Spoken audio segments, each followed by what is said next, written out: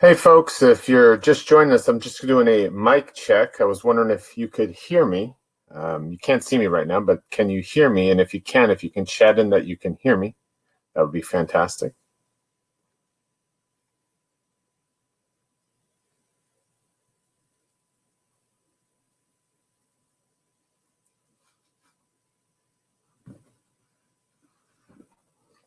Thanks, Rob. And now I'm going to try my webcam. If you can tell me if you can see me. Can you see me?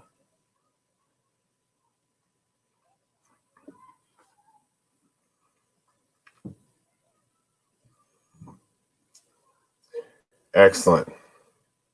Okay, great. We'll get started in a few minutes. As long as you can hear and see me, we are good to go. And everyone else, okay, keep trying, Samantha. Well, you probably can't hear me then. All right, we'll get started in a few minutes.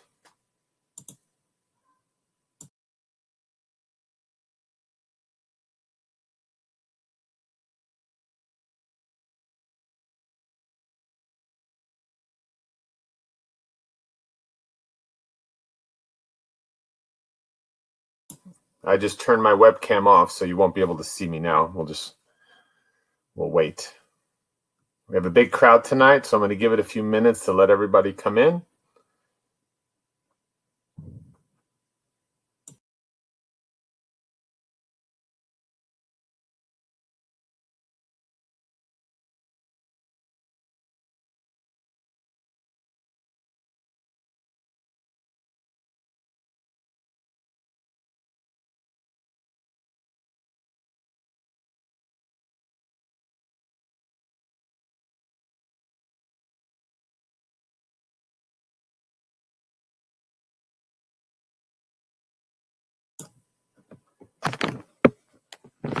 Hi, Joe. Hi, everybody.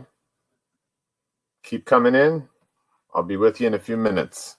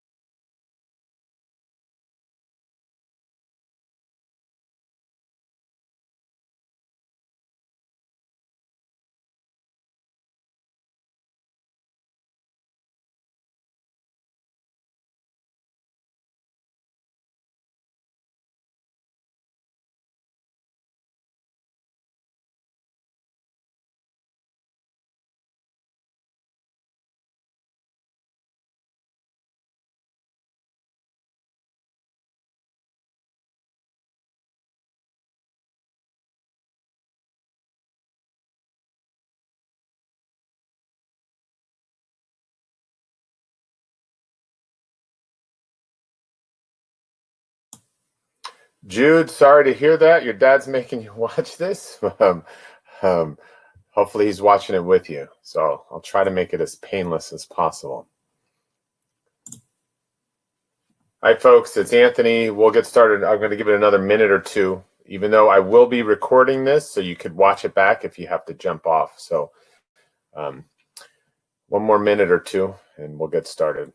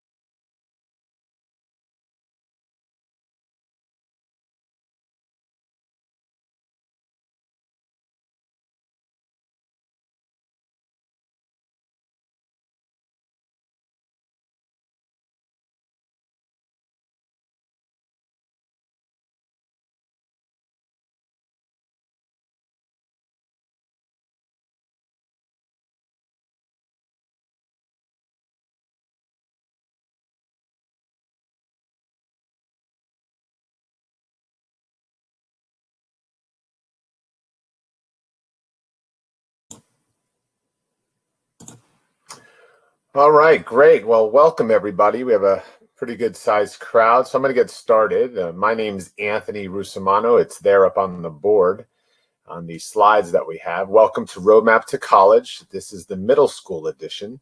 So again, thank you for coming. My email is on the front page, so if you want to write it down, but again, we will record this, or I will record this, and we'll put it up on our website. I posted the link where it's going to be posted into the chat, so you can find it there. And I am the coordinator for college and career for CUSD, the district itself. So I work for the district, and I've been doing this privately and within school districts for over 20 years. A lot of people have been clamoring for a younger edition of kind of the guidance that I give to our high school students. So I obliged, and we're hosting this webinar. So for parents and kids that have joined us, thank you very much. A really quick piece about what my program is, which is called Futureology. We do one-on-one counseling sessions for our high school students from 9th through 12th grade. So when if you're the student or a parent, when your child gets to high school, we provide those counseling sessions for guidance at no charge for students in our school district. We do it Monday through Friday. We're at the shops at Mission Viejo Mall, and we cover a host of college and career related topics. We also do group workshops such as this, whether it's in person or web-based, and we also have grade level specific programming for whether you're a freshman and sophomore or juniors and seniors. Heather, you might want to try reconnecting. If you do, you might lose me here and there. This sometimes depending on what browser you're using. So if you get lost, free tries reconnecting, as well as you will be able to watch the recording. So if you do miss a portion of it, you can get back to it. But this part is just who I am, so that's not that important. The other stuff is probably more important. Again, so that's what we do for the school district. Our website is right here where you can actually register for events. So if you register for this, you probably went to our website at cusd-futurology.org/appointments-events. So that's what we do for the district. And this is one of hopefully many times you'll see me or my counselors, and we'll be working with you as you go through high school. But this session was really meant to kind of give you that perspective of thinking about college. So my learning objectives for tonight are just threefold. One, to just paint this perspective of college admissions for you, what to think about, provide some planning tips as you go through it, and then give you some takeaways. Okay. Now, right now the video is on me, so you can see me. I'm standing up. I hurt my back. I was umpiring all day yesterday, so I'm standing up. I might take the video off, but no, I'm still here, and you can still ask questions. And so let's kind of talk a little bit of housekeeping. If you have a question or comment, you're already doing it. I love it. You're in the chat room, so make a chat. If you want to make it a question, you can click on the button to the right and make it mark it as a question. So if you do have a question that comes up, please mark it so I will answer it either at that time, or I might tell you I'm going to get to it at some point. Okay, this is one of many information sessions. We do a lot of webinars. So if you actually go to our page /locker, which was the website I gave you earlier, you'll see a whole bunch of different topics, whether it's athletic recruiting or whether it's testing or whether it's just general college admissions. Please go check those out if you're that curious. For now, again, it's just kind of giving you basic information, and you can get more information at a later time. So we're not going to work on your college essays now because it's not there for you. Okay, so mark your questions if you have it. Again, if a lot of you guys sound like you're losing some connection, and I've had that before, you're just going to have to either find a good connection, find a better place in your house if it's Wi-Fi, or try a different browser. The web address is just CUSD-Futureology, basically where you registered for this event. CUSD-Futureology. Okay, here it is. I'll put it back up there. There it is, right there on the bottom, CUSD-Futureology.org. And then /appointments-events is where you would register for some of our events. Okay. Fantastic. And guys, just so you know, when you chat something in, people can see it. So I know you people are looking for people, which is fine. But if you do have a question, kind of leave the comments for the session Otherwise, we can get lost in that. So the first thing I'm going to do is a poll. And the first poll is I just want to know who you are, whether you're a parent or a student. So if you can kind of answer that for me, I kind of want to know how many of the 60 or so people we have. Just want to know if it's more parent or more student or equal, just so I can cater to both of you. Okay. I know Jude is one student because he's making his dad watch. I mean, his dad's making him watch. So Jude, I know you're one of my students, so that's awesome. Okay, so we're more parent. I'm going to end that poll. The next poll question I'm going to do is just a really simple one. It's what's your grade level now, whether you're sixth. Oh, actually, I don't have the 6th or 8th grade, so I'm not going to do that one. So let's cancel that one. The other one is, how confident are you in navigating your college admissions journey? And I know it's early, but maybe you know some stuff already and maybe you don't. So I'm going to publish that. Just kind of want to know where everybody is in that process. And I don't expect you to be very confident about it yet, but you might know some things, okay? So we're all over the board on that. Well, hopefully tonight, after the hour that we go through together, you'll feel a little bit more confident. I don't expect you to be fully sure all the things you need to know, because there's still a lot of things to figure out. And that's going to take some time. So in this process, you have to be patient. And it's hard to be patient because you want all the answers now. But sometimes you need one foot in front of the other. Okay, so thank you for obliging me in the polls, okay? All right, Ryan, great that you're touring colleges. Fantastic. So some of you might be already on that path. I have 2 boys of my own, so one's in middle school, and he'll be going through this process like a lot of you, and we're going through it together. So as I do this, I'm hopefully educating my family as well. So why think about it now? You know, and there's our magic 8 ball if you've ever seen one. And a lot of people, well, part of it is, will I get into a good college? Okay, and so that's usually the biggest stickler for everyone, is that's what's driving them, you know. And so for me, I like to just redefine what a good college is, and we'll talk a little bit about that tonight. So as we do that, guys, just understand that part of the process is more about also getting to know you and where you are, all that stuff. So take a deep breath on this journey. We're going to, again, we have about an hour, and there's a lot to cover. So again, deep breath. And college might seem like a long way off right now, but in reality, it's just a few years away. And the activities or the classes and the things that you do can have an impact on that, okay? All right, so that's why we're talking about it tonight. And then for you, thinking about college, and college can open those doors for you and give you those opportunities for you to grow as a person if you're the student, or your children to grow. Yeah, Laura, I turned off the video because I'm standing up and it's kind of a weird video. So I'm still here and I'm still talking. So you'll be able to see me. I'll cut in and out. Again, it's I have where I'm standing. It's kind of a bar in front of me, so you can manage with that. So again, we're trying to open the door. So the first thing I want to take you through as we talk about perspective are the college admissions myths. Yeah, the video, guys, isn't on. I'm here, though. I'll turn it back on if it's scaring you. I turn in and out just because of the way, again, I'm standing. So you didn't lose the video. I just turned it off. As long as you can hear me. So there's the video is off. Again, we do a lot of webinars. You'll get used to this. Okay? And again, depending on your computer and your connection, you might lose it.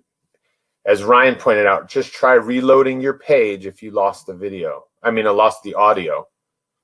Okay? The video is off right now. Okay, Jude, I'm glad you're back, everybody. So again, one of the things is just kind of knowing the different types of programs we have. And through these webinars, you might just learn how to reload the page. It's just using the right connection, right browser a lot of time. So yes, Kelly, good point. Your phone works better than your laptop. And so some of you could watch on a phone. All you need is internet connection. Okay, so if you have a phone, just try logging on through the phone. I'll wait a second so you can all get it.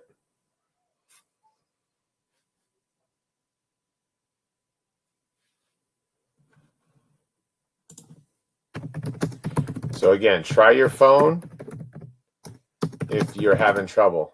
I'm going to type that in the chat for those that can't hear me. Okay. All right, back to these college myths. I'm going to paint this perspective for you. And we have these myths, or I'm trying to bust these myths because I want you to get a real sense and have a healthy mindset as we go through this process. So one is connections get you in. And a lot of people think that's the case, okay? And if I had $1 for everybody who said that, like, oh, I know somebody and they're going to help me get in, I mean, I actually would be probably doing something else maybe. Now, it could be a factor of maybe a smaller private school, but for the majority of this, a student has to be first admissible to a college, okay?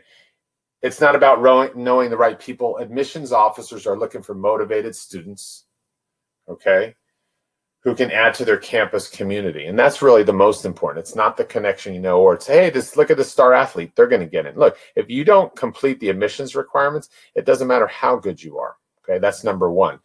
Gimmicks make you stand out. Okay, and again, for those who are cutting in and out, you can watch this back. You'll have the opportunity. Again, it's going to be recorded. And again, on our webpage, you'll have all our webinars. This one will be there. And if you signed up, I will send out an email. Oh yeah, Dave, about being on the rowing team. Exactly. Well, rowing or crew, exactly. Yeah. So the connections don't get you in. Dave and Ryan, they're laughing because if you have not heard about the scandal of people going into schools like USC and Yale, there was a scandal about it. So they paid money to get in and it didn't work out for them. So it's kind of coming back on them. Also, gimmicks make you stand out. Okay, that's another. Oh, let me send cookies to the admissions officer, or sending food or funny videos or scrapbooks and things like that. Hey, you can be creative in this process, but that's not how you do it. Gimmicks aren't going to make you stand out. You make you stand out. And we'll talk a little bit more how you make yourself stand out. The other one, and this is what I thought when I was applying to college, the more activities you do, the better chances of admissions. And we'll get into this later, but that's not the case. Also, colleges aren't interested in students who just dabbled in a dozen of activities just to put them on their resume for school, okay? And we think they want well-rounded students, and they really don't want a well-rounded student that's done so many things and they're not committed to one of those. So that can also hurt you in the long run.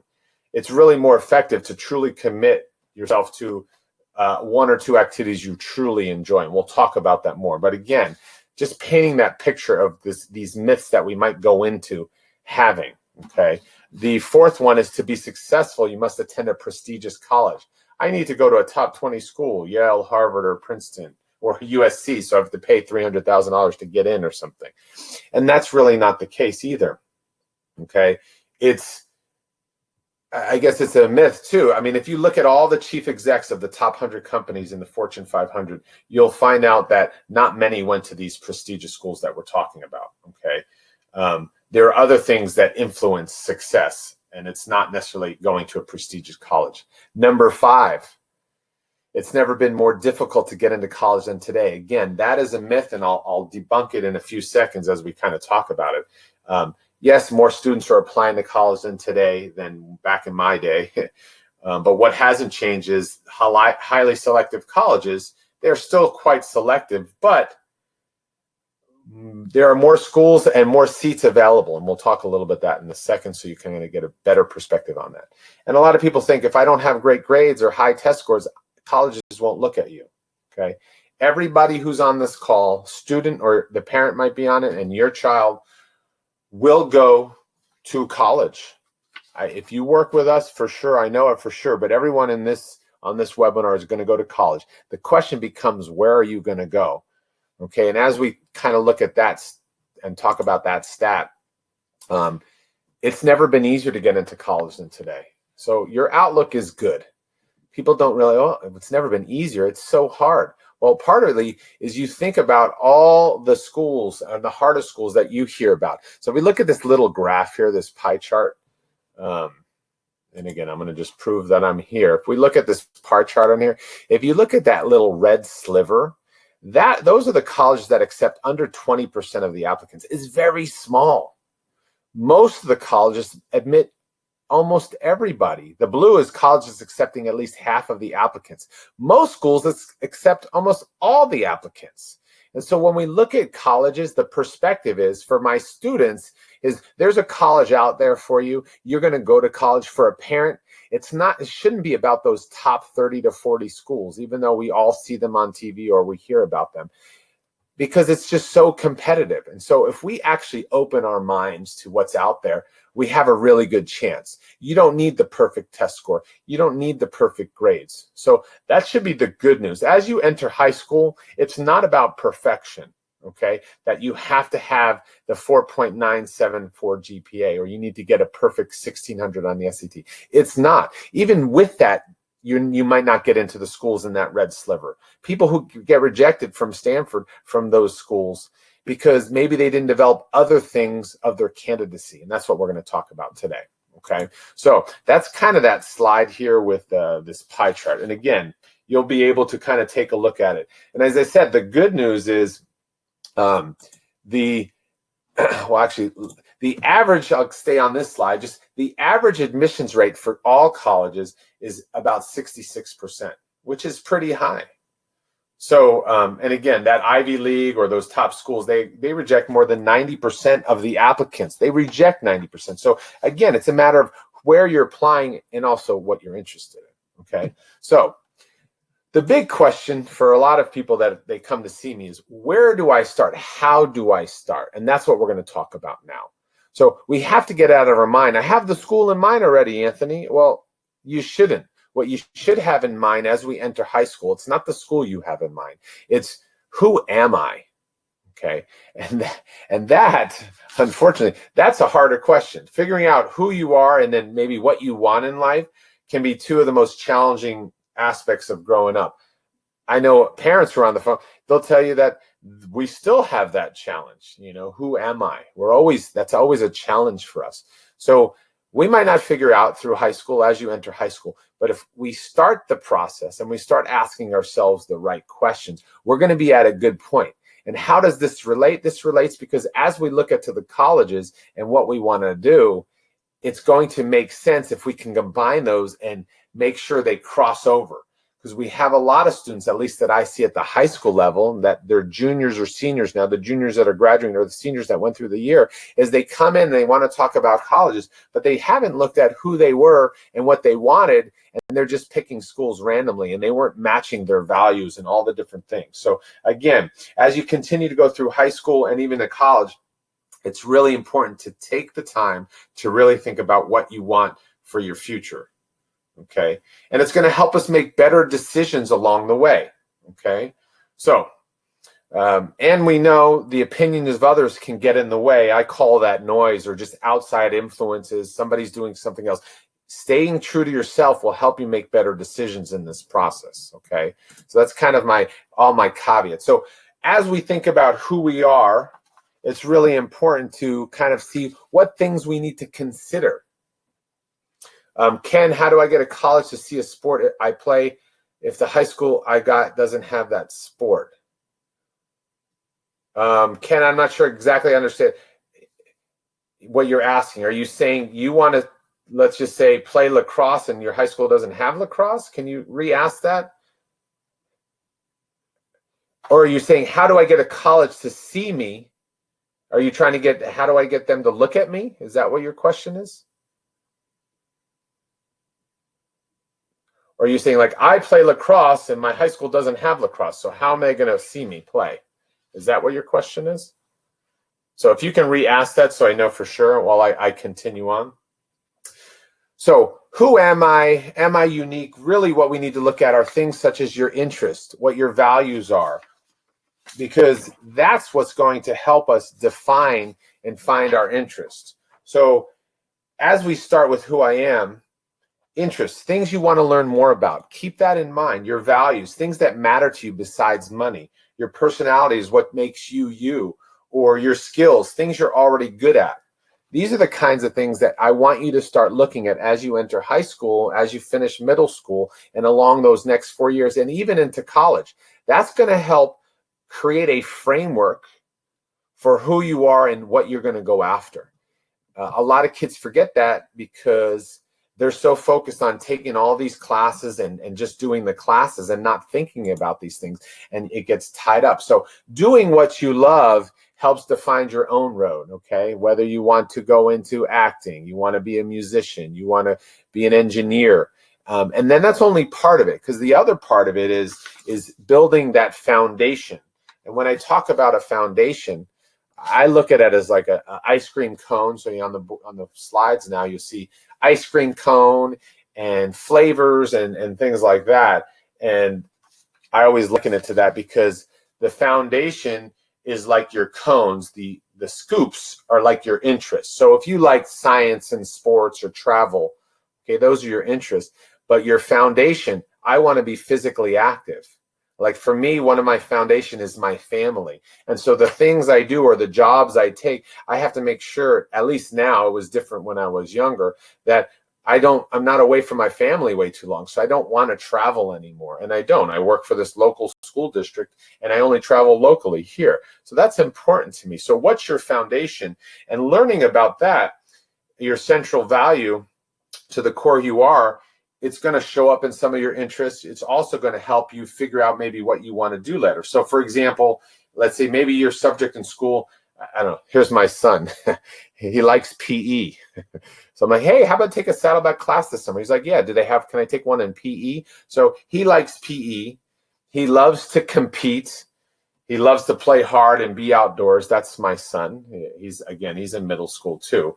And so now we haven't taken it this far, but he might say, he does like math and science. And let's just say he liked to travel.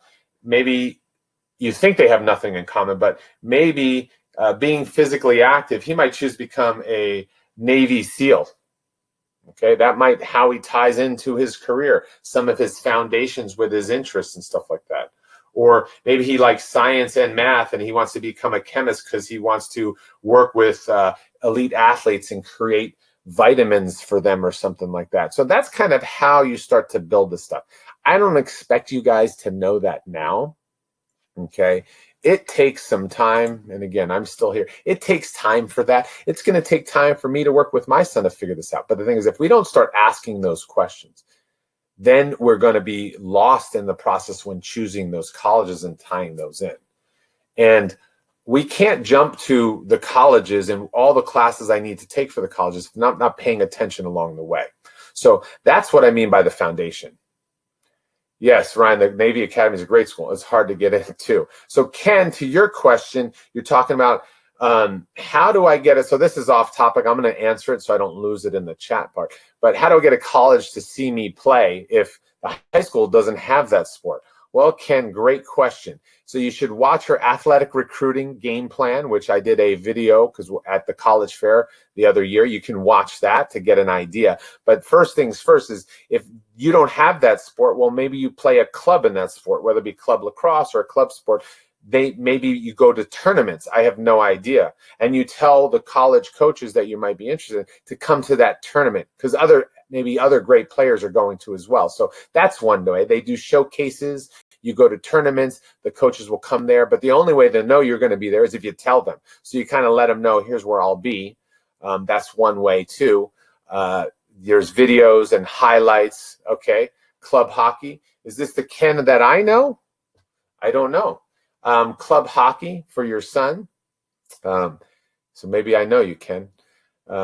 Club hockey, yes. So hockey tournaments. I'm sure you go to tournaments where there's some great teams at the tournaments. I know hockey coaches will go to the tournaments, not necessarily to a high school team. So it's about tournaments and showcases and all that information. So there's ways to go about doing it and have your son be seen. Okay. There's also videos and highlights. I was from New Jersey. I played college soccer. How are the schools in California going to see me? They weren't unless they came to New Jersey to watch me play in high school. Or if I played in a tournament, which I didn't go to California. So I had back in my day, we had VHS cassettes and tapes. it wasn't easy. Like, we didn't have the internet the way we have it now. So I sent them video of myself. That was part of it. And then I came to California for a summer and trained with some local teams. So again, there's lots of things you can do, and you're going to have lots of questions like that along the way.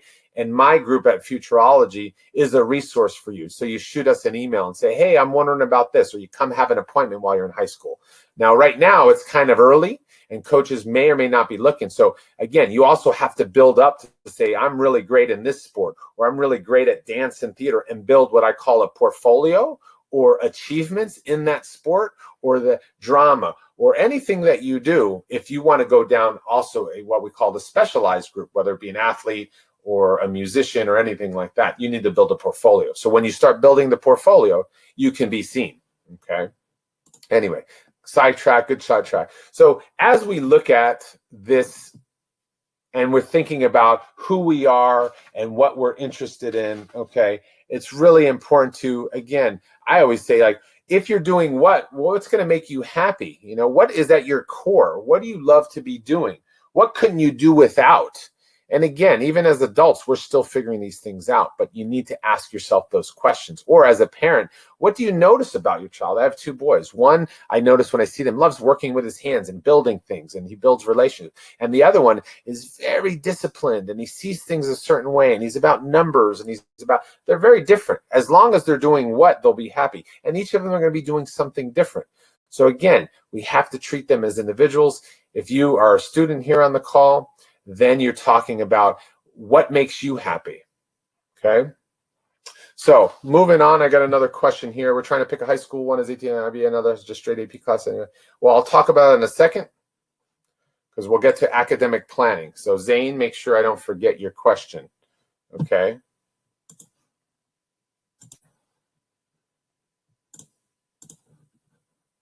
Okay, so as we talk about finding your interests, and again, people are like, why are you spending so much time on this? Zane wants to know what classes I should take. Well, because before you take any classes, finding your purpose and what your interests are really important. That's where the mistake, a lot of kids that are in high school and later in high school, they don't spend enough time doing, and all they've done is take all these classes and had nothing else to show for it, or they didn't find what they loved to do, or they were doing something because they thought a school wanted them to do it, and they went off the wrong track and they spent too much time on academics, or not building something outside of the classroom to really say you were interested in X, Y, or Z.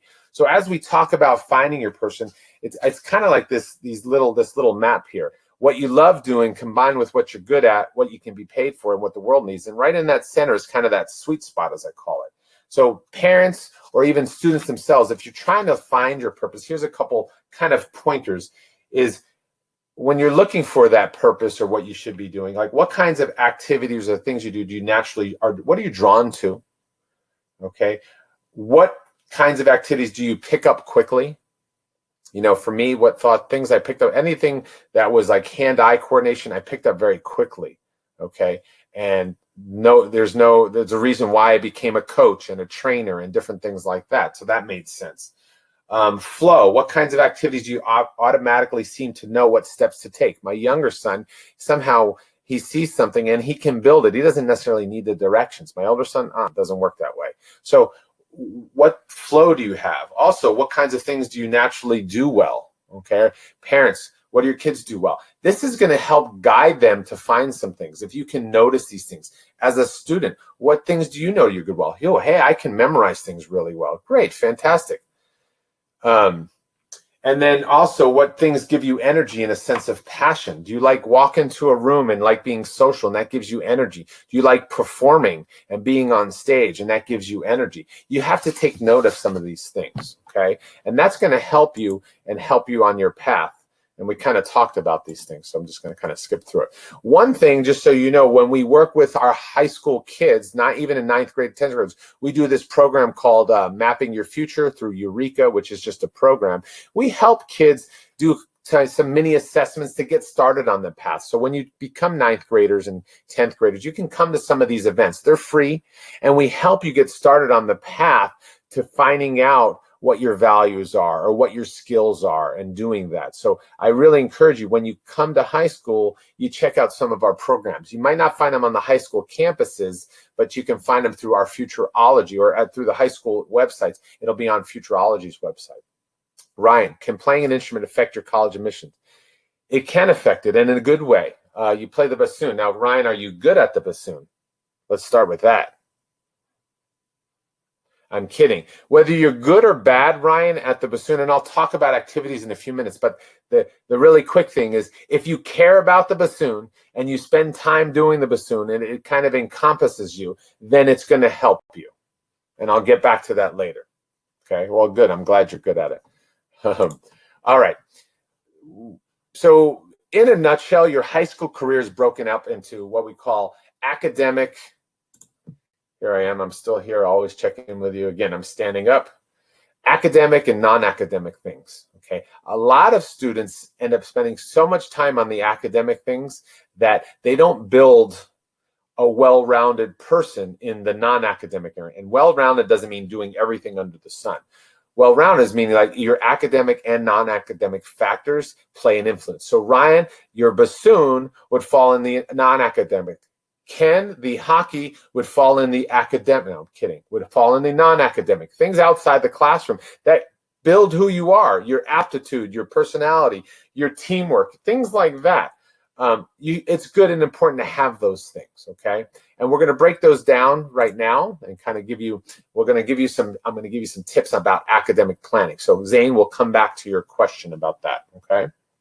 And again, we're in good time. We're getting through the stuff. Keep the questions coming in. At the end, I will open it up to a lot more questions, okay? So as we're talking about it, when I say keep your options open, so one of the key academic planning rules of thumb for one is keeping your options open. So as you're thinking about what classes you should take, keeping your options open mean two things in my mind. Okay, one is you have graduation requirements when you hit high school. So if you go to San Clemente or Tesoro, one of our schools, there's graduation requirements, classes you must take. So you need 4 years of English, 3 years of math, 2 years of science, you got your languages. You have classes you have to take to graduate. So you have to take those classes if you want to graduate. So keeping your options open are making sure you take those classes so you can graduate, number one. And then the second part of the academic planning, and you have advisors in high school that help you do this. At Futureology, we're not your advisors for this. We might help you strategize, but your advisors help you choose the classes. The other part is the A through G requirements. Laura, we'll get to activities in a second. We're going to do the academic side, so we'll get back to that, okay? So we'll talk about that. So bring that up in like 10 minutes. We'll probably be back on that. So A through G is the UC schools like UCLA and UC Irvine and Santa Barbara, and the Cal State schools, Cal State Fullerton, Cal State Long Beach. There's a whole bunch of them. We'll talk about those later in a second. Keeping your options open by taking those A through G requirements will help you be competitive for college admissions. So if you want to apply to UC Irvine and you only take 2 years of math, you won't be able to get in or apply to UC Irvine. You don't have the minimum, okay? Now, the school district does a very good job of making sure you meet your minimum A through G is also tied very tightly with the high school graduation. So when you graduate, you pretty much have most of your A through G, but not all of them. So what I would encourage parents to do is make sure you're doing academic audits of your transcripts with your kids to make sure they're keeping their options open. I remember before I was working with I was working with a kid that I came in and was coaching a high school team, but I came in senior year. He was the best goalie in Orange County, but he couldn't apply to one of the UCs, and even though these coaches wanted him, because he didn't have all the requirements. And by senior year, it was too late. You couldn't make all that up. So again, keeping your options open is really important. Now, this session, I'm not going to go in detail about A through G and all those classes and things like that, but it's really important to keep that in mind. You can go to another session, you can watch another video about that stuff, but I encourage you to make sure you're taking A through G, which for the most part is 4 years of English, makes sense. You can take, for a UC school or Cal State, 3 years of math, Again, that's 3 years in CUSD's graduation requirements. But if you want to go to competitive UC, you might take a 4th year. So that's part of that academic planning you need to do, okay? Your schools are going to have information, and even the district, on suggested 4-year college preparation plans. So here's an example. Just check your high school catalog and course placement guidelines, okay? That'll be important to do. I have a handout, so I'm going to give you a handout on course placement, I believe. Let's see. Here it is. So I'm going to send you the graduation and A through G requirements. It's going to come in on the computer, and you just need to download it to your desktop. So I'm going to send it and share the file now. So that's just a quick thing you can put on your computer so you have that. I'm also going to share other files with you along the presentation that kind of go with what I'm talking about, okay? So download it, and then I'm going to share you another one in a second after you guys have tried that one. Okay, I'm going to share another one right here. This one's course placement.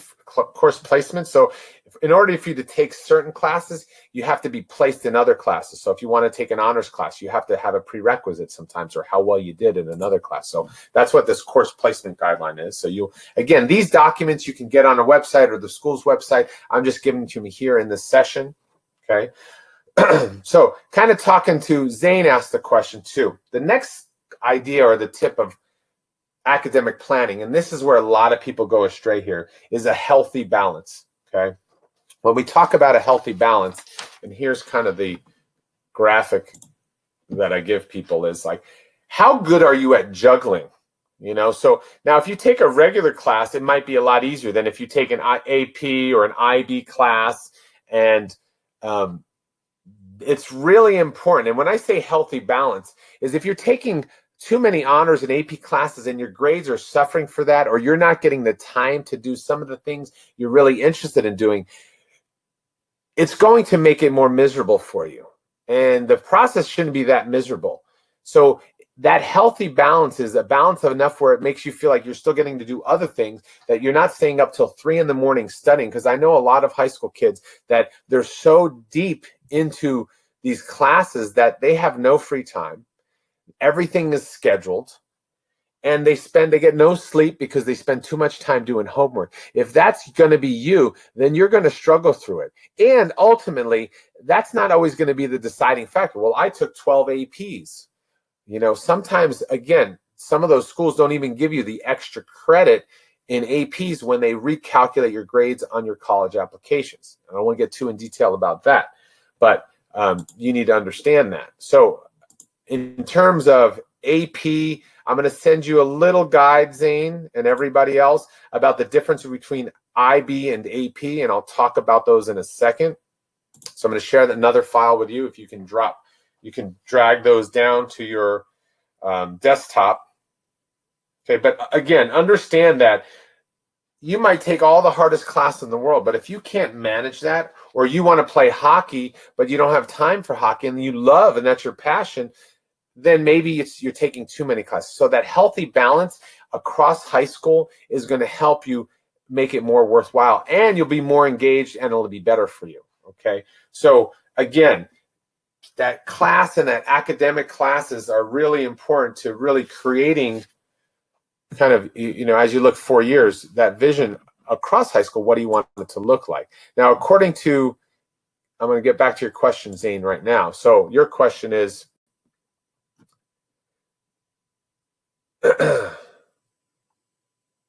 so Rich, yeah, if you guys are having to, after you download something, if it's making it worse, when I resend out, again, these for those of you who registered, I'm going to send this recording link. It'll also be on our website, and I'll put some of the files into that email so you have that, okay? Yeah, technology. I mean, back in my day, we didn't have it, but now that we have it, when we don't get it the way we want it, it's frustrating. I get it. So, all right, so back to some of the questions. And Zane, we're trying to pick a high school. One has ATMS and IB, and another just straight AP classes. Any advice? Well, I'm interested in computer science. Zane, I would love to tell you I have the exact advice for you. It's more complicated that in the sense is I don't know enough about you to just say and what your interests are and what you want to do and everything. Even if you're interested in computer science, you can go any one of those routes that you want, whatever you feel is going to be best. But more information usually has to go into a decision than just that. And so I can't give that to you right now. I would look at everything else besides not just that. What else are you interested in? What else do you want to do? Those factors to me play an important part as well. So not just I'm interested in computer science, because there's things you can do for computer science that has nothing to do with inside the classroom. And again, I don't know what you're going to do with that. So it really, whatever choice and path you take, it's how well you're going to take advantage of the path you chose, and then things outside of that to really show that interest and what else you do. So there's no right answer. There's no wrong answer.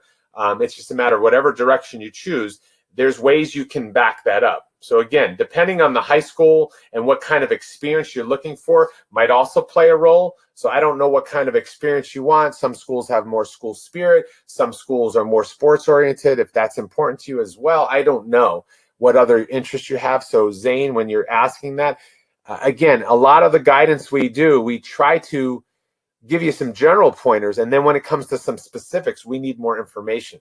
Just the same as Anthony, I want to do this. What college should I go to? Well, I don't know enough about you. Do you like to be in cold weather or warm weather? Do you like small school, big school?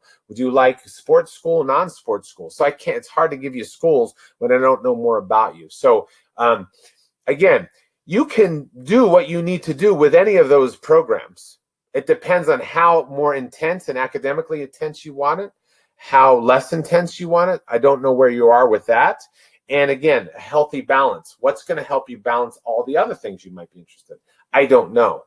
So Zane, I would take all those factors in, kind of lay them out there. You might even do what pros and cons you have on that. So this is for everybody who's even considering some things like that. It's more than just one decision, okay? Ryan, question. So we're talking about classes. Does AP Bio help you more if you go pre-med, or does it not matter?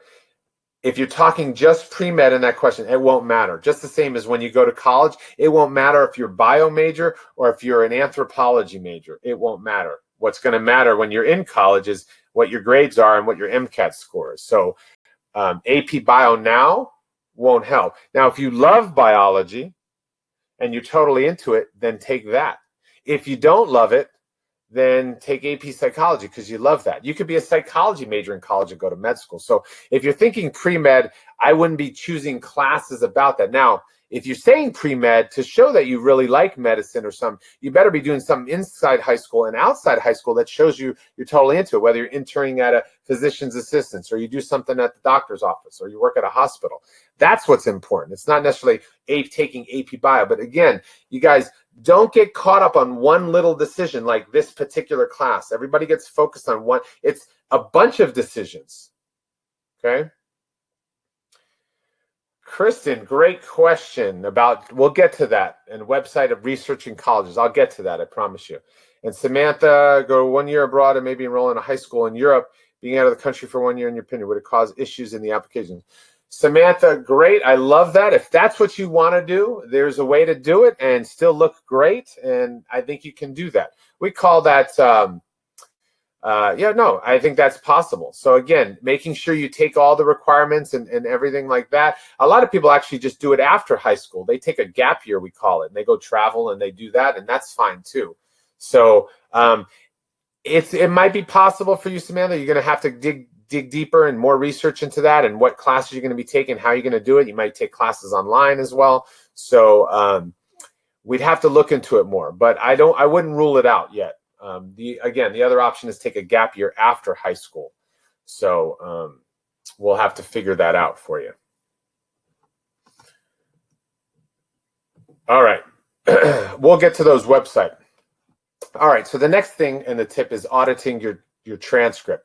So when you get your high school transcripts, and to help you decode them a bit, there's a couple things you want to keep in mind. There's honors classes, and Zane asked some questions. There's accelerated classes, AP classes, which are college level classes that are weighted, meaning you get an extra grade point on the scale. And then IB classes, which are also weighted. The key, there's also on your transcript, you'll see a P on your transcript where it says college prep course. A plus means honors designate. You can see all this stuff. That information's on your transcript. So I'm just kind of giving you an idea of what that looks like. All right. And so when you get your transcripts, you're going to see classes that are college prep or not college prep. Some get extra points. And again, you can get back to all this information and this on these slides and watch the replay again. But because of time, I can't go through everything. A lot of this is sometimes in itself one session alone. So when you get a high school transcript, you're going to see, and you can't see it great, but in number 1, you're going to get your grades and your credits on the transcript. It's going to give you your school year, your grade level, all that information. In number 2 down there, you're going to get your GPAs, and you're going to get a bunch of GPAs. One is going to be your 10th through 12th. You're going to have a weighted GPA, a non-weighted GPA. I mean, I've never seen so many GPAs. That's where you're going to look at it. So you'll be able to kind of see, all right, in my core classes, how did I do from 9th grade on? How did I do from 10th to 10th to 11th, which typically tends to be your most important grades? Okay. In 3, you're going to get your district distinctions, your academic awards. And in 4 is your credit summary. How many credits do you need to graduate? How many do you still have to get? And so when we do an audit of a transcript, parents, you should be looking at this stuff too to make sure your kids are on track. Kids, you should be looking at this too to make sure everything is correct, because I've seen things where things have been incorrect too. The other thing that sometimes thrown into the mix, if you take a class at Saddleback and things like that. So again, what you want to do is some audit of your transcripts to make sure that you're looking at a couple things. And when I look at a transcript, when you're thinking about college admissions, I'll say it this way. College is the number one thing they look at least at the selective colleges especially, is your course rigor. Are you taking challenging courses? Does it mean you have to take all APs and honors? No. But are you trying to challenge yourself, at least in the areas to, Ryan, you don't need, there's no extra credits you need to take. There's certain classes you need to take. Okay, so again, you can do that research. Some of your questions, guys, you should go right directly to the schools you're talking about. I think Ryan was talking about the Naval Academy. You need to graduate, number 1, and there's some testing you have to take, like the ASVAB and stuff. So there's some things you need to do. But your credits, just make sure you graduate and stay A through G, and just check some of the military academies, some of the other things they want. They're going to want a course rigor, okay? Your grades they look at, but they still look at the course rigor first. And then also, which a lot of times is missing, is your love of learning. If you really liked, Ryan, you said you want to be pre-med maybe. Well, if you don't take any bio or chemistry and you're talking about, I'm going to be a doctor, and you take none of those classes, then it might look bad. So, or maybe you took it at Saddleback College, which is great. You can do that as well. That'll show you your love of learning. So again, as we decode the transcripts, you're kind of looking at a couple things. Are you taking the right classes? Are you taking the credits to graduate? Suzanne, would honors classes be weighted on the transcript? Yes, they would. So you'll see the designation, the honors classes. And you'll see the classes when you pick your schedules. All the CUSD, the course catalogs are on the school's websites. You can see what all the classes are weighted. There are some college and career advantage classes that are weighted as well. So you should look into that as well if you have some other interests. Okay, so as we decode the transcripts and we kind of take a look, I've mentioned some of the GPAs that you're going to see, the credit summary. We already talked about that. Again, Suzanne asked about honors. You get 1 extra point for each semester of these honors courses. You pass with a C or better. The other thing is just to make sure that these courses are approved that you're taking, because we offer a lot of classes in the schedule. The UC schools, they have an A through G course list. You can check that, make sure at your school that course will be honored by a school, Suzanne, and everybody else. Not only do you want to make sure your transcript gets the weighted grade, you want to make sure that the school that maybe you're applying to accepts that weighted grade. Okay, so that's another thing to do, is check the A through G course list that they do that. Okay.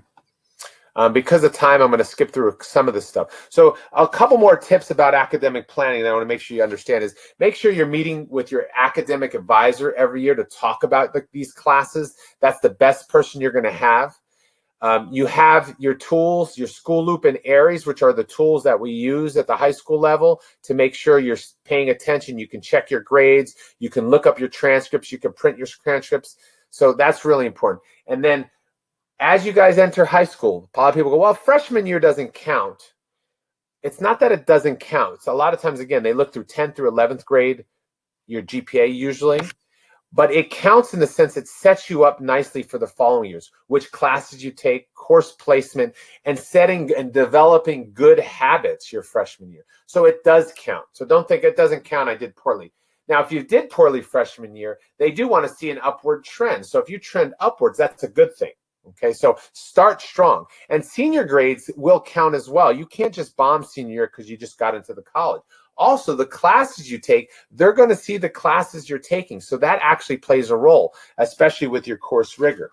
Okay, so as we move along, because we still got a few things to go, I just mentioned this really quickly, but as you look at it, your learning, the love of learning is really important. And that's what people forget about, is they don't do things outside the classroom and really show it, but yet they want to go to pre-med, or they want to be pre-law, or they want to be a vet, or they want to be something.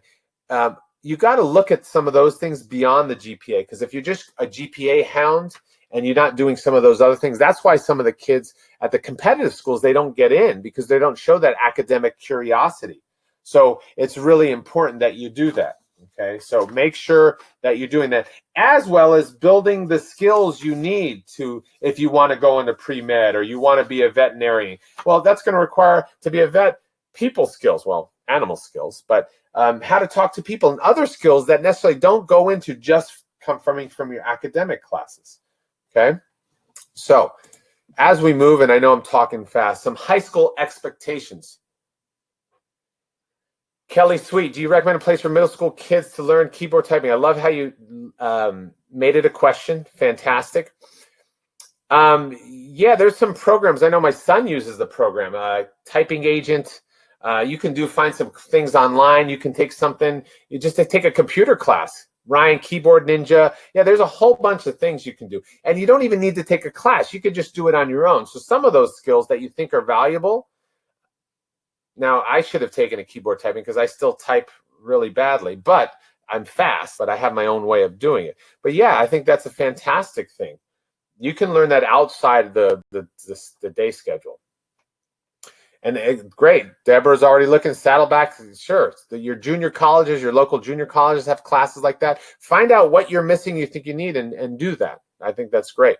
So as we get into high school and we look at the expectations, is, I mean, it sounds pretty obvious, but getting involved is really important, obviously. But as we talk about good habits, I mentioned those really quickly, is one of the things I always tell, developing a good first impression. Work hard on your first few assignments in your high school classes. It's going to set a great impression, and you can't redo a first impression. Really participating. All these things you should know as you entered middle school. It's the same kind of thing. Participate. I tell my son he's still kind of quiet. Ask questions when you don't understand something. Asking for help or finding an advocate, your academic advisors. Futureology now will be one of your advisors in a sense. So some of the questions you're asking tonight, hey, Anthony, or typing into our email help, CUSD-Futureology. We have an info email that you can ask. It's on our main page of our website. You just click a button, it goes to our email, and then you ask the question if you have some things. We can help guide you. And then just managing time and space. What I mean by that is really getting organized. Most of these kids, I know for my younger son, it's tough, but having an organizer or a calendar, planning that out with your children is really important. When their tests are, for college planning especially, when's the FAFSA due if you're when my seniors paying for college, or when do you have to take the SAT or the ACT? Those things you have to calendar out. It's going to help you keep disciplined and not get overwhelmed. Whether you create to-do lists, you're going to need to do that. High school takes it up another level, another notch from middle school. And then ultimately, how do you learn? What's your learning style is going to play a big role. And not enough people really think about that. For me, You know, I'm a very visual learner, so I like to sit up front in the class. If you're not a visual learner, an auditory learner, maybe you can sit anywhere provided you can hear well enough. I don't know.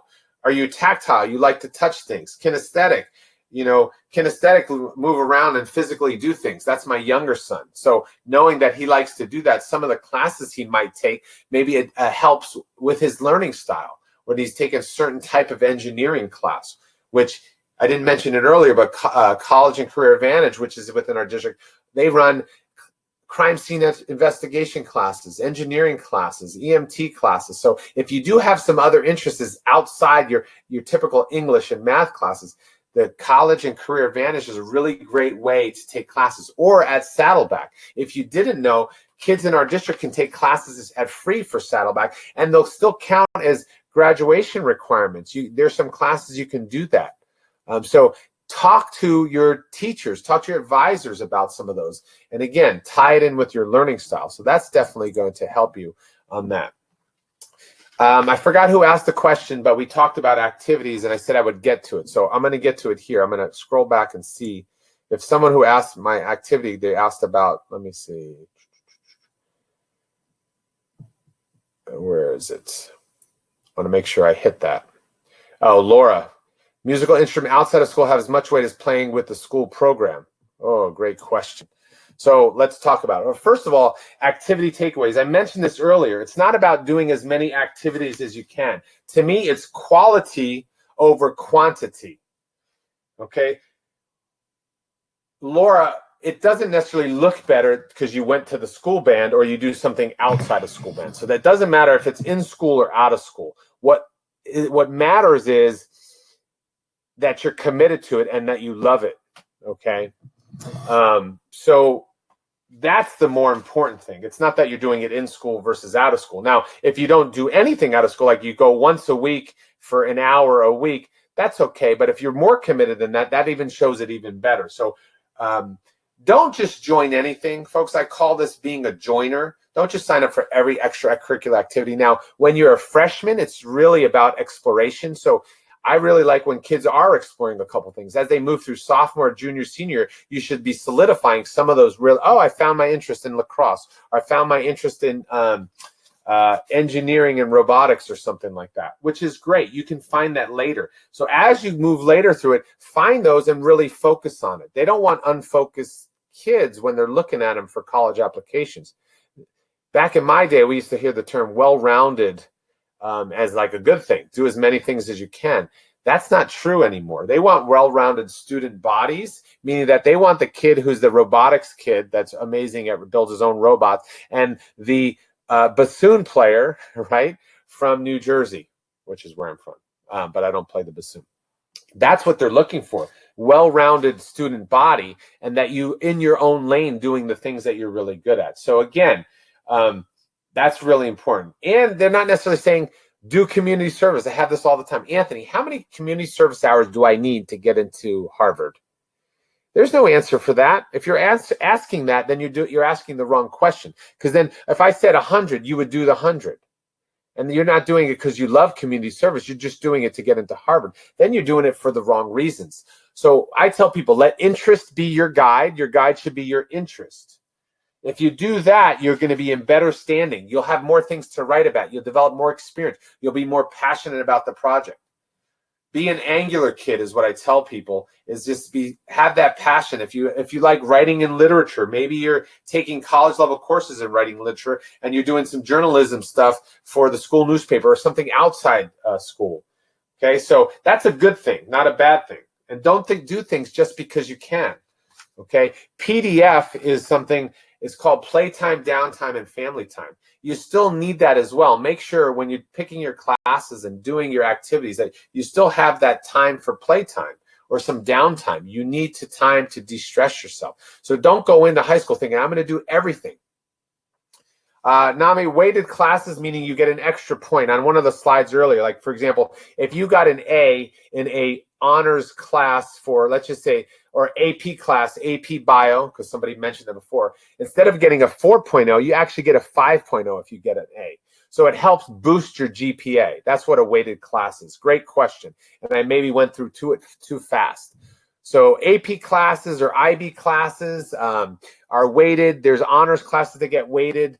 And there's other classes, like I said, college and career classes, some of those classes get weighted too. And you'll get an extra point in that. It helps boost your GPA.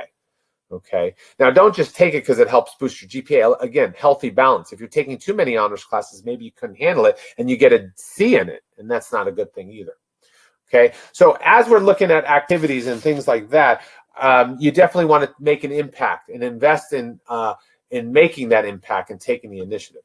Because we're running out of time, I'm going to take you through really quickly some college options. People are asking, well, you know, as we talk about these options, what can we do with the college degree? Well, there's a lot of things you could do. You don't even have to go to a four-year school. There's advanced degrees as well. Somebody talked about medical school. That's an advanced degree. There's a certificate, which is, or an associate's degree, which isn't a four-year college. There's a bachelor degree, which is under a four-year college. Master's degree, which you go probably 2 years after college. A PhD or something is an advanced degree. You can go into the military services, okay? Laura, no, you don't have to be in a sport. Laura, if you play an instrument, that's, again, nothing is better than the other thing. Oh, Jim, NTA is non-teen activities. That's really making an impact. Like, I'm going to go do something like work for a charity or build a nonprofit or something like that, as opposed to I'm going to just go play Fortnite all night. So NTA was non-teen activities, but I kind of touched on just finding your interest in what those things are. And basically, it just amounts to, if you say you're interested in helping people, then don't just work community service 1 hour every month. Then that doesn't really mean that to me, okay? And back to your question, Laura, it doesn't matter what you do as long as you do it with your passion and your commitment. So it doesn't matter if it's a sport, if it's art, if it's a music, if it's whatever. Yeah, that's it. Well, that's too. Hey, look, you can play, you can game, and there could be some value in that. I know my kids do it, but if you do, like, you're into graphic design and you build apps for game, like there's some things that go with it, you know. So anyway, so if you want to go to college, and we talk about different degrees, there's a lot of different pathways. One, community college, Saddleback, Irvine Valley, Orange Coast. You go for 2 years, you get an AA degree, and you can transfer into a four-year degree. But even if you go to some community college, there's special programs and training where you might not even need to go and get a four-year degree. It depends on what you want to do. So that is a good path too, especially if you want to save some money because it's pretty affordable. You have your Cal States, which you hear a lot about, from Cal State Fullerton. You have Cal Poly SLO. You have San Bernardino, Northridge, Chico, Humboldt. You got a whole bunch of them, 23 campuses. Some of the top ones are more competitive. There's a lot of great schools in there. And again, that's an option for you. The other four universities a lot of people know about are UC Irvine, Santa Barbara, UCLA, some of the best public institutions in the nation. Again, should you go there or Cal State? They're both great schools. It depends on what you're interested in, what you want out of an experience. And that's part of the process. In high school, we will have opportunities for you to attend some workshops about building your college list, about which college you should attend, what makes a good fit for you. So for now, I wouldn't say, hey, I'm going to UCLA or I'm going to, you know, Berkeley or Santa Cruz. You should have more thought into it. And again, it starts with you and what you're interested in your experience. Here's some independent private colleges and universities, okay, that from Chapman to Soka University, which is in Aliso Viejo, Loyola Marymount, Pepperdine. I went to grad school at Pepperdine. Vanguard. So these are, again, these are just in California. There's a whole bunch of those. Then there's a lot of other four-year schools, independent private schools, Ivy Leagues, out-of-state schools. So there are thousands and thousands and thousands of schools. What I said earlier, it's never been easier to get into colleges. Yes, Bible is fantastic. It depends on what you want to do. Again, if you're just an average student, you'll get into thousands of colleges. Okay, those top 40 that are very, very competitive. Nagme, colleges, do they like it if you have 4 years of a world language versus 2? You know, it really depends on the college. It depends. If you want a very competitive school, so it depends. They might want the 3rd and the 4th year of language.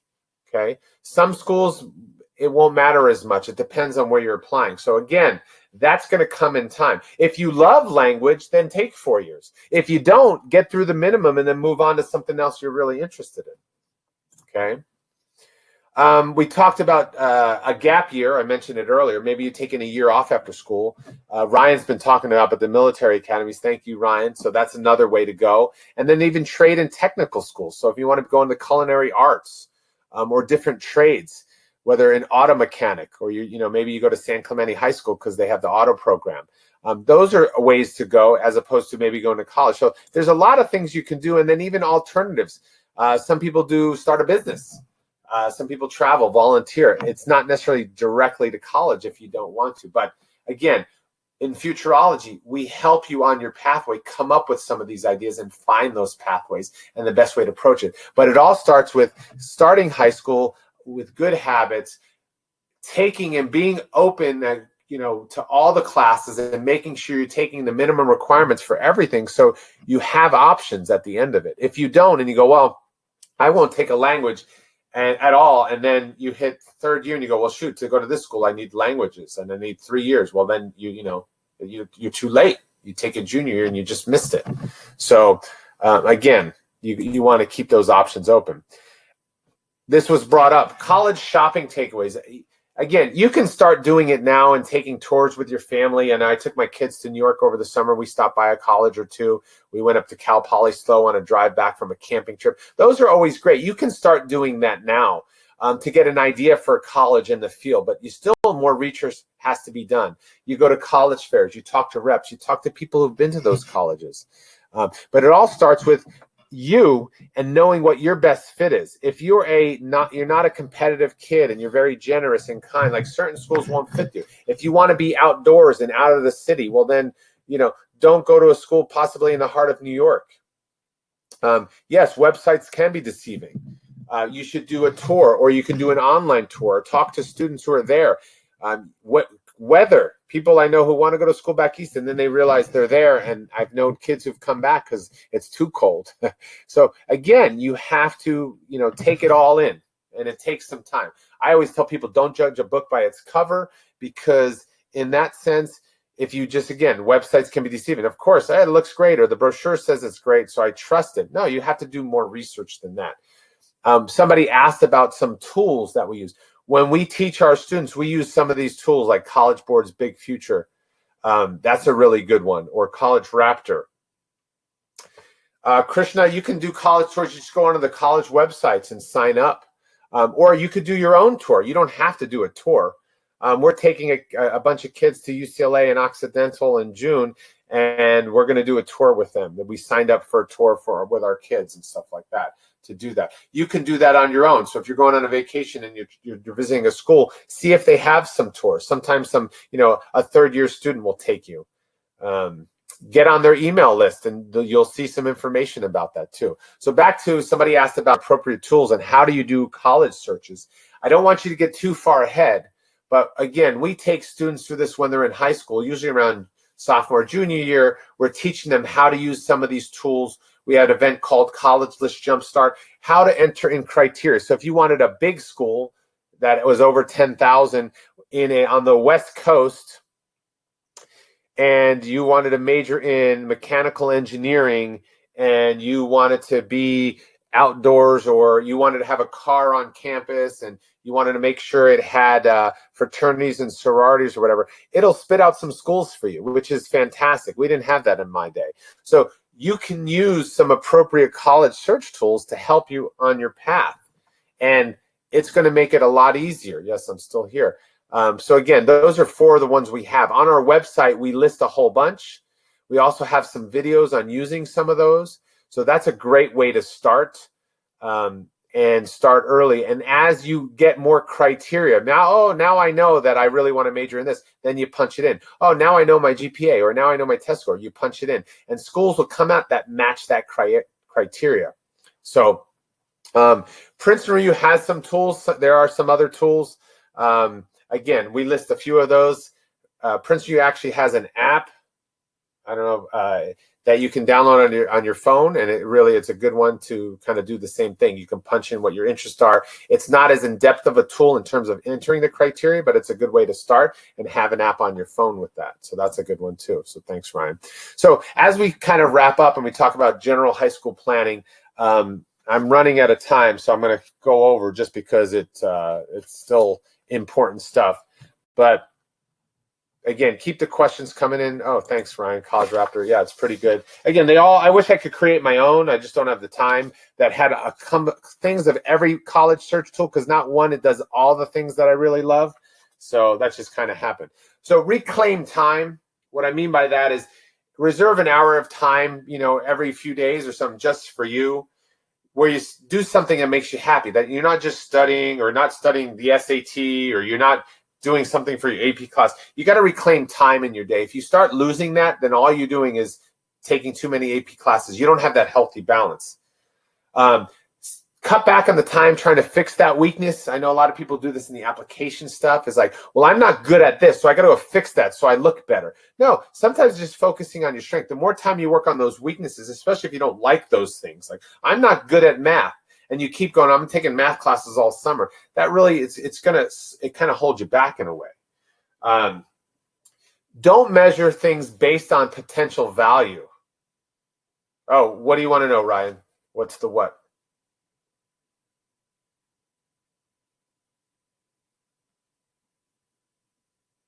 Oh, I'll let you guys figure that out. So don't measure things based on potential value. Like, don't be doing things because you think that's what I'm supposed to be doing. All right?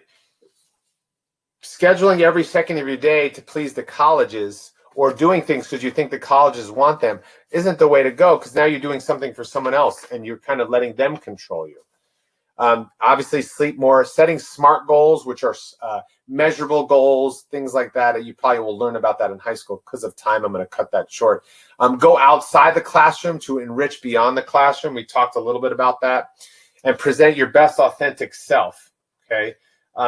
When I talk about enriching beyond the classroom, there are some soft skills I talk about that, whether you're managing money or budgeting or teamwork or time management, that sometimes you don't get in an academic class, that's going to help you with an internship, with a job, with after college. Those things you can do through high school and beyond high school. And you're probably starting to do some of that now. So keep that in mind as you start planning for high school and beyond, okay? All right. I'm not going to go over that. My final thoughts, and again, I went through it really fast because I'm trying to keep in the time. I will open it up for questions after that. Is as you go through this process, make sure it's fulfilling the needs and the goals that you want as you think about it. Again, I touched on a lot of little things, and I didn't go in depth on some of them. This wasn't meant to be an in-depth conversation, but just start thinking about high school. Laura, you're way overthinking it. You won't do prep classes for another couple of years. You won't do them probably the summer before your junior year. So like something like that, I wouldn't be thinking about that now. I'd be thinking about finding you and your interest in developing those, exploring and experimenting with some activities, making sure your classes are set and you have a good handle on high school before I'm thinking about SAT. That tells me like, oh, I got to make sure I have a good test score.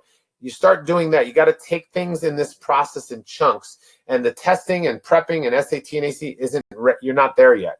It's going to come in time. So as we look at this process too, effort, I say, is always the great equalizer. So make sure when you hit high school, you're putting in that effort to build yourself, find your activities, be academically curious. So things outside the classroom.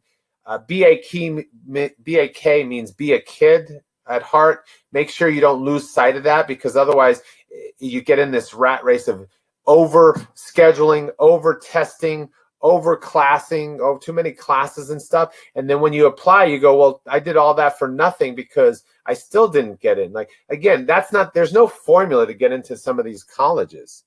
So again, if you let interest be your guide, that's going to be in your best interest. Okay. So as I said, I'm not going to go through that or that just because of time.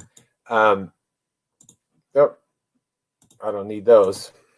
So in the interest of time, I'm going to open it up to questions now. But as I mentioned, we're going to record this. This is recorded. You can watch it back. There are other videos on there in a particular topic if you're interested in that. You can watch other topics if you want. Again, I don't think you need to go doing that now. What I would be most focused on, again, is finding those interests. If it's music, great. What else can you do that really fans that flame for you, if that passion around that will helpful? As far as futurology and my group within the district goes, again, it's no cost to you. We will work with students in high school all the time, having appointments with them, running different events. As you hit high school, make sure you're checking our website out, CUSD-Futureology.org, about what's coming up for 9th graders or 10th graders, 11th and 12th along the path. And we'll keep you honest on the things that need to happen along the way. So Laura, when you talk about SAT and ACT, there'll be a time and place. It's not yet. We'll have a mock test for you when you're a sophomore, and we'll help you analyze which test you're better, SAT or ACT. So as far as questions go, let them come in now. This is the time I will spend 10, 15 minutes answering questions. If you have none or you're over it, especially Jude, I know your dad made you watch, you can head off. But again, you could always watch it back for questions. Zane, it's not the high school counselor, it's the high school advisor. So that's the best person to help you pick those classes to stay graduated, because you might have questions like, who's the teacher I'm going to take? I'm not going to know that teacher at that particular school. So you want to sit with your high school advisors and map those classes out. Now, meeting with my team, you might be talking about, well, I'm interested in going into pre-med. What's a good pathway? How should we find our way? What classes, what things should I do outside of class? Or you're telling me things you're doing, and we can help you think on long term that way. But it's not, when you want to pick classes, you're going to go right through your advisors, and they're going to actually pick them for you, and you're going to schedule them, and you're going to put it in your Aries. So that's something you'll do with them. They'll help you with credit recovery, with things happening on campus. We're more of an outside, off-site help, so that's kind of what I would use us for. These type of events, specifics about athletics or activities and stuff. Ajita, can you take a class in VPA at Saddleback as a freshman? Great question. I don't know that offhand right now. There's certain requirements you're going to take as a freshman, so it depends. You're going to have to sit with your advisor, because there's the minimum classes. You're going to take English and math, and you might not be able to fit it in. It also depends if you're taking zero period and all that. So you want to talk to your advisor about that. So you might want to shoot them an email. I don't know what your schedule's like right now. You'll have to do maybe some schedule switching to make that happen, because there's a minimum number of classes you have to take at the school. So I don't know if you can fit that in. Let me see if I might have a handout on. Let me see. I'm going to send you guys. No, I don't have. Oh, here we go. Here's some stuff on Saddleback and some classes. So here it comes, Ajita. But it's really hard to take some classes at Saddleback as a freshman if you, unless you've done some stuff over the summer and you have your schedule set up. So again, I would just talk to your advisor if that's possible based on your situation. I don't know, and I don't know what you've been placed in so far, especially if you're going into 9th grade. If you're not, we can have some offline communication about that.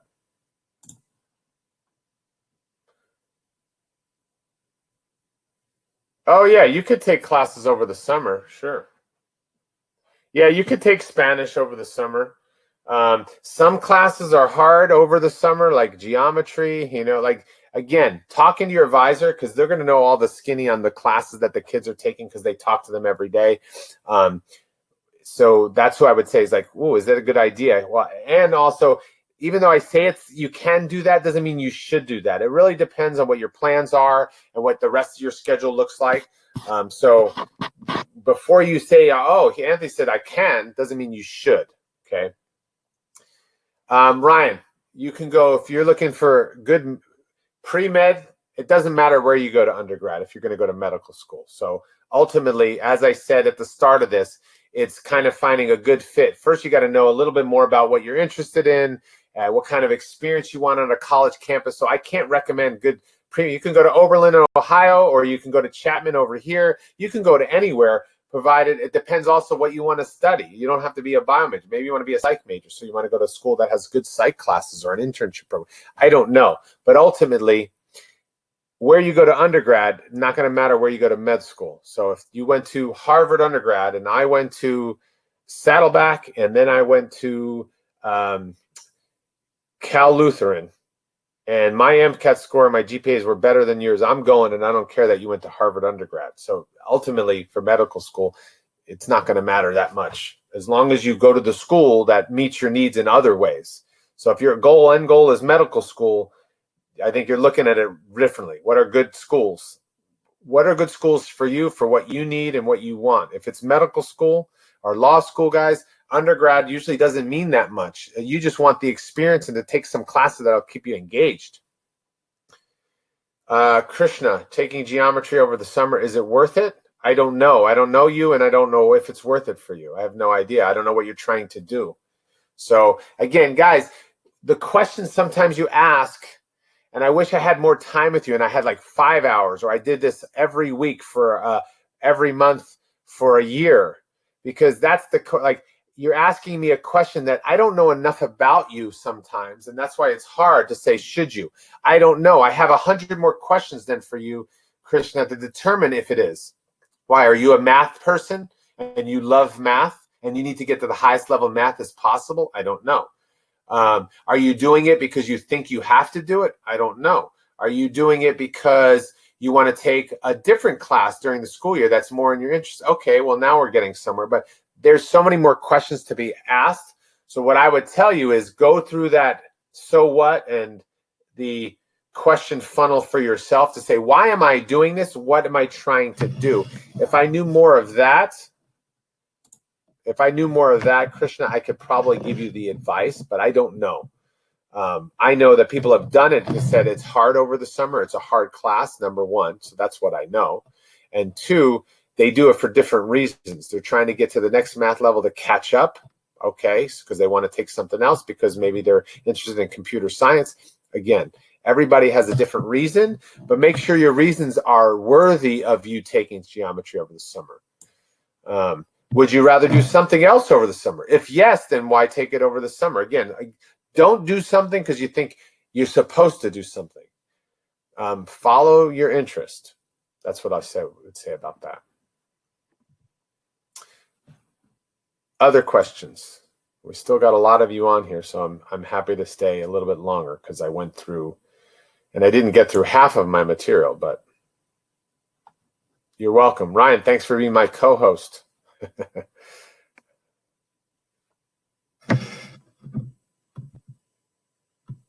Yeah, Tesoro offers health.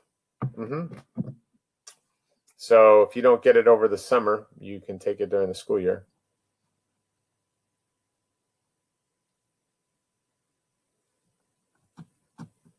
Let me scroll down, see if I answered all this question. Great, yes.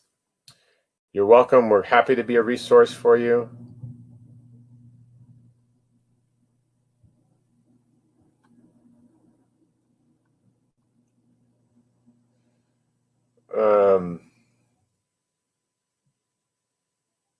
Laura, I didn't get your question. Are the dual enrollment high school credit or college? You can take, well, actually both. So Laura, if you're still on, oh, good, you asked it again.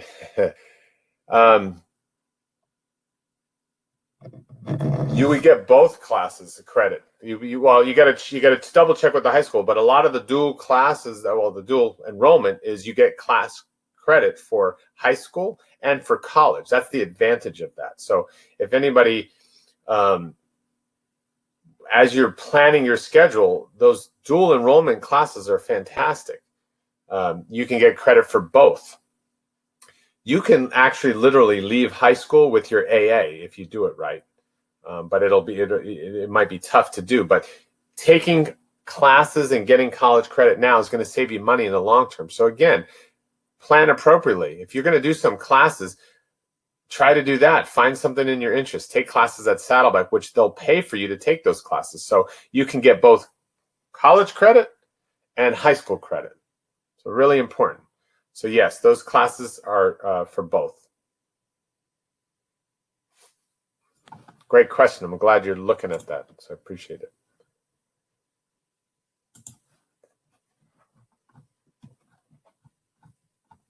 So as I said, I'm going to send you a follow-up email that for those who are registered. If you didn't register, then register now. And then that'll have the link. Oh, good. I'm hungry, Joe. Save me something. With the video or the link, but it'll also be on our website and some of these slides, or not slides, the handouts, in case you weren't able to download those. Heather, you're welcome. For my kids that listened and stayed, fantastic. Way to be ahead of the game. For my parents, I know you're trying to get ahead for your children. Again, healthy balance, keep that in mind. I'm going through this with you. My kids in middle school too. Hopefully I heed my own advice. So again, shoot an email if you have a question. It's going to be hard for me to give you answers to something so specific. Should they take this class? It's not enough information. And I'm always hesitant to give you advice because I don't know enough. So, Ajita, do I keep you updated with posted with? No, I don't keep you because you're not in my high school thing. So again, always check our website. I'm doing one next week on stress-free summers. I'm doing one this summer on resumes. You just check our website. So I would highly suggest everybody save our website as a favorite. So when you pull us up, you can always check what's going on. Most of the stuff, the times when we're holding stuff for middle school, I will reach out to your advisors and we'll send an email out and you'll get that. For the most part, you won't hear much from us because we don't do a lot for middle school because there's only 3 counselors and myself and we have 6 high schools. So we don't keep you posted. You have to keep yourself posted in this process of college and career planning. So again, save our website because you're going to be using that and registering for a lot of things in high school.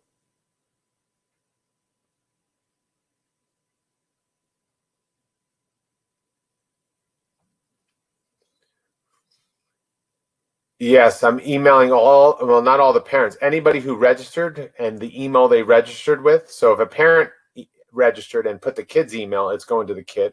If the kid registered and put the parent's email, it's going to whatever the email that was registered with is getting that email saying, hey, thanks for attending and listening to me yap and yap. Here's the link and here's some of the handouts.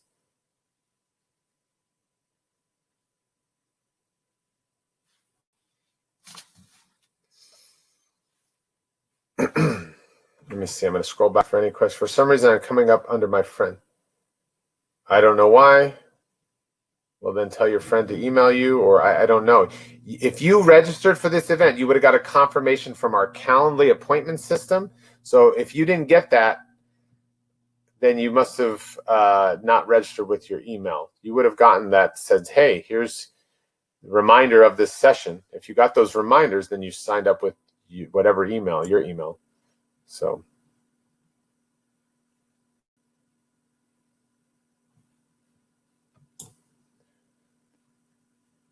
I'm done unless any questions come in. So I usually stay on till everybody jumps out, unless it's 3 hours later. So again, thanks everybody for coming. You can log off now.